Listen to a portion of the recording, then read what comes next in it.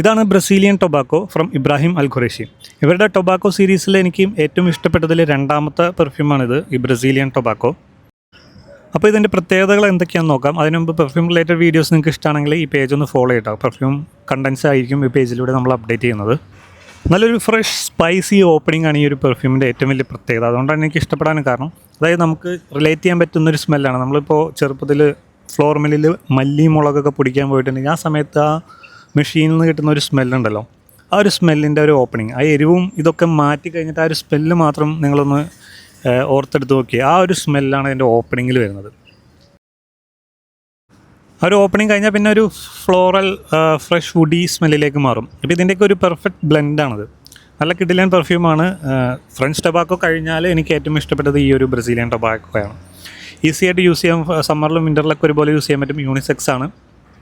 അപ്പോൾ ഇത് ഉപയോഗിക്കുന്നവരാരെങ്കിലും ഉണ്ടെങ്കിൽ ഒന്ന് കമൻറ്റ് ചെയ്യട്ടോ. അപ്പോൾ ഇൻഷാല്ലാ പേജ് ഫോളോ ചെയ്യാൻ മറക്കണ്ട. വീണ്ടും കാണാം. Bye bye.